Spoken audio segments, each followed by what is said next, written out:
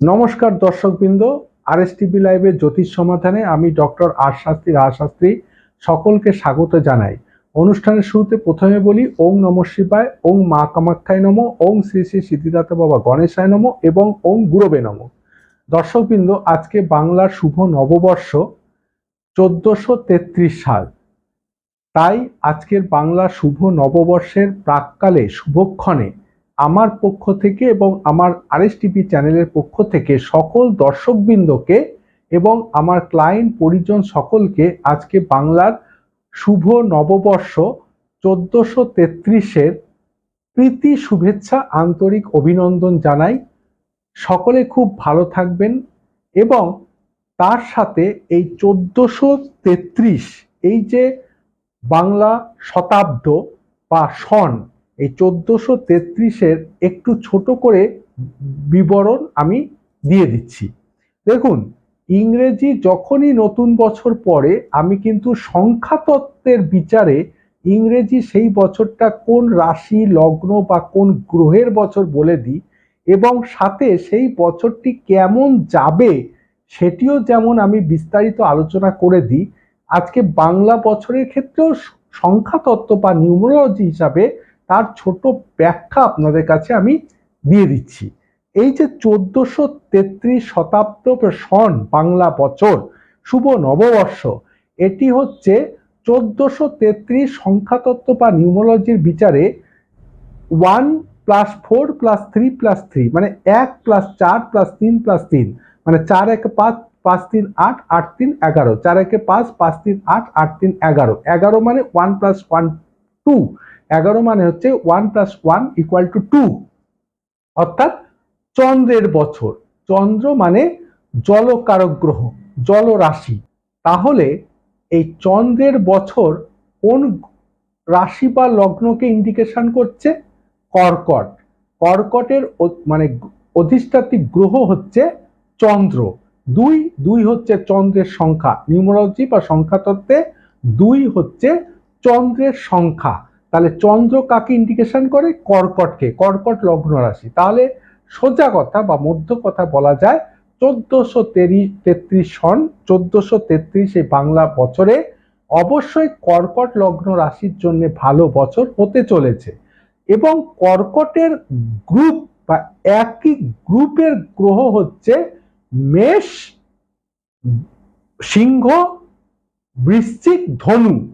মেষ, সিংহ, বৃশ্চিক, ধনু এরা হচ্ছে কর্কটের একই গ্রুপের বন্ধু, চন্দ্রের গ্রুপে।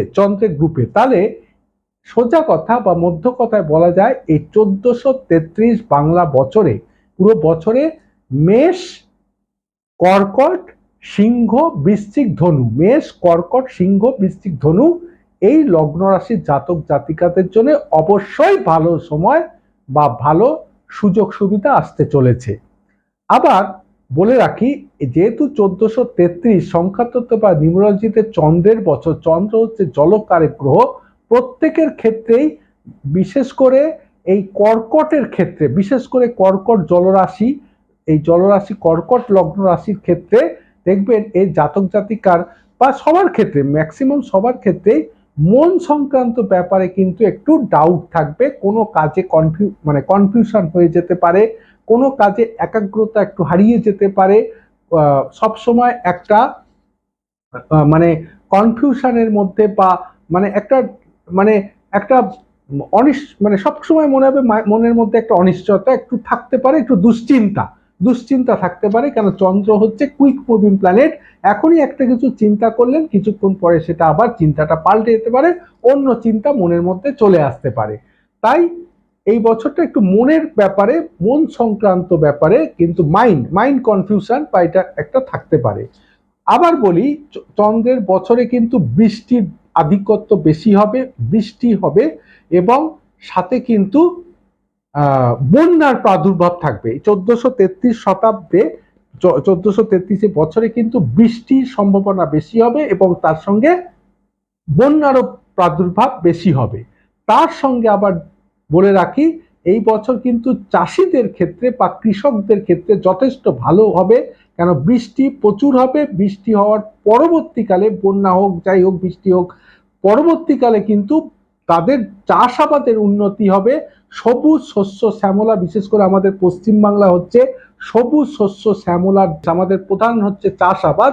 এই সবুজ শাকসবজি ফসল এগুলো কিন্তু ভালো হবে এই চন্দ্রের বছরে। এই বছর 1433 সালে কিন্তু চাষাবাদ ভালো হবে, চাষের প্রচুর উন্নতি হবে, কৃষকদের জন্য চাষিদের জন্য যথেষ্ট ভালো সময় আসতে চলেছে। তাহলে এটা মোটামুটি একটা বোঝা গেল এটা চন্দ্রের বছর, এবং কার কার এই বছর ভালো যাবে মোটামুটি বুঝিয়ে দেওয়া হলো। মেষ, কর্কট, সিংহ, বৃশ্চিক, ধনু। অনুষ্ঠানের শেষে পুনরায় বলি, সকলকে এই 1433 শুভ নববর্ষ, বাংলা নববর্ষে সকলকে পুনরায় প্রীতি শুভেচ্ছা আন্তরিক অভিনন্দন।